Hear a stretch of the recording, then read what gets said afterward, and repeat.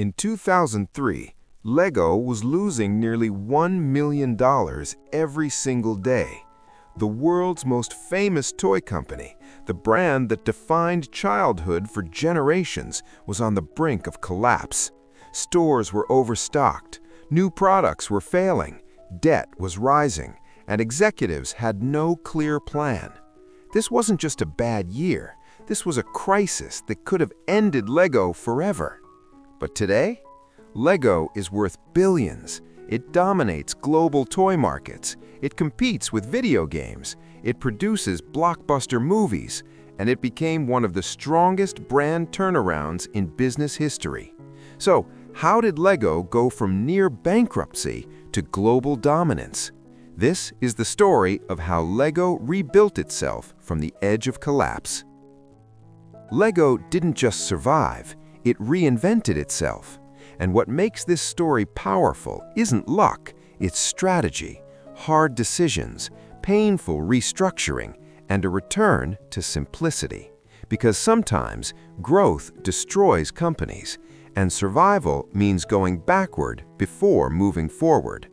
Let's go back to the beginning. Lego began in 1932, not as a plastic empire, but as a small wooden toy workshop in Denmark. Its founder, Ole Kirk Christiansen, was a carpenter. He believed in one principle: only the best is good enough. That philosophy became Lego's foundation.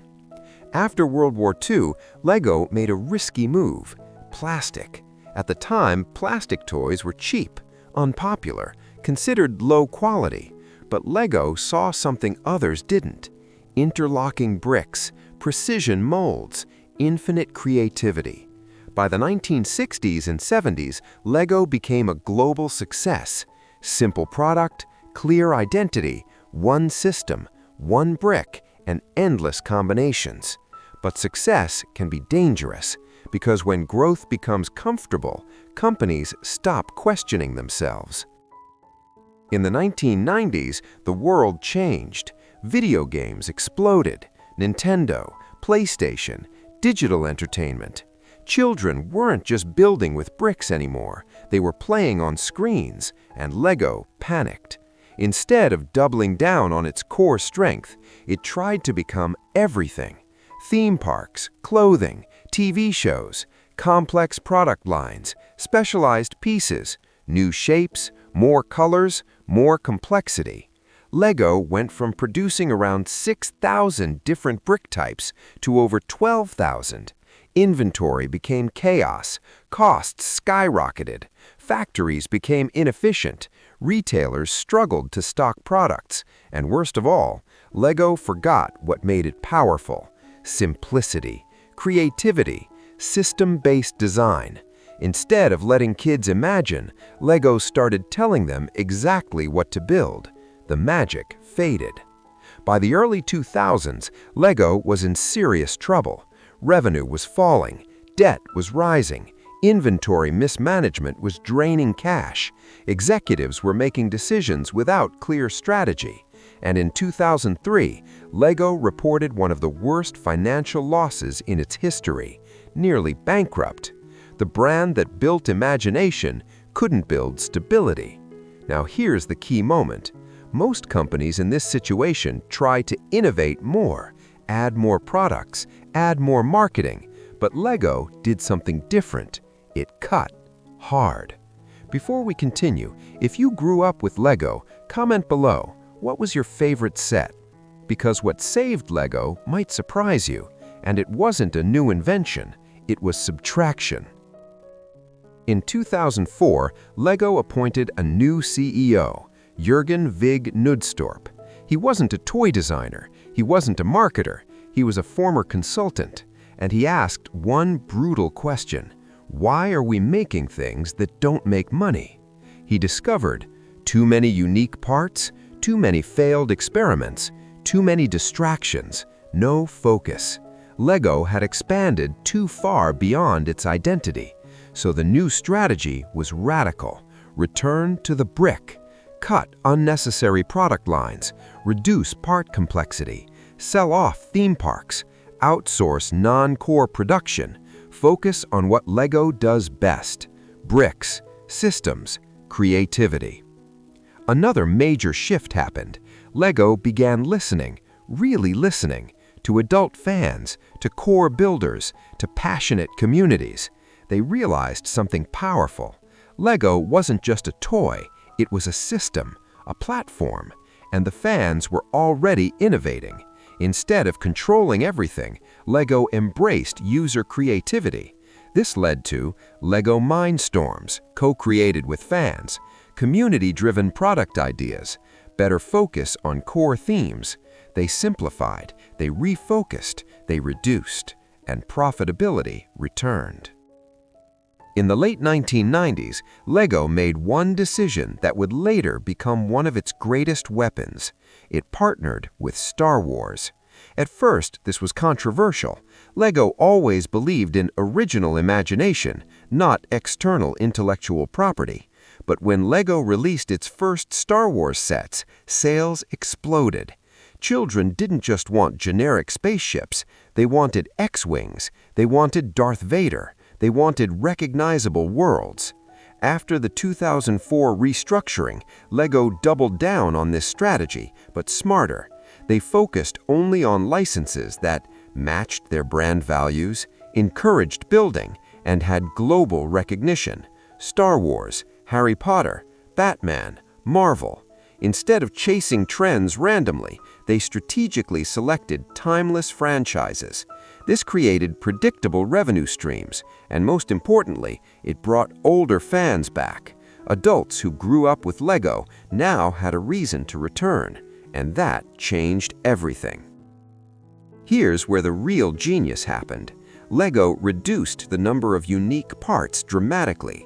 Instead of 12,000 specialized pieces, they cut it down significantly. Why does this matter?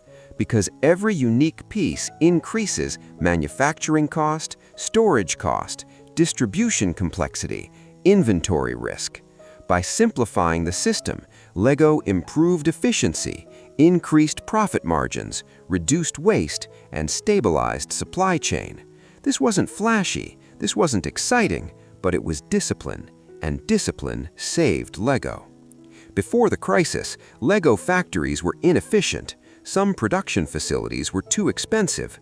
Some operated without clear data systems. The company lacked visibility into inventory. Nudstorp made painful decisions, closed underperforming factories, outsourced certain production, modernized operations, and implemented better forecasting systems. LEGO shifted from emotional decision-making to data-driven strategy, and slowly, losses turned into profits. Pause for a second. Imagine being a CEO forced to cut parts of a beloved company. Would you risk angering loyal fans to save the business? Comment below. Cut aggressively or protect tradition? Because LEGO chose survival over comfort, and it worked. In 2014, LEGO did something unexpected. It released a movie, the LEGO Movie. On paper, this looked risky. Toy companies making films often fail, but LEGO understood something critical. They weren't selling toys, they were selling imagination. And the movie didn't feel like a product commercial. It felt creative, funny, self-aware.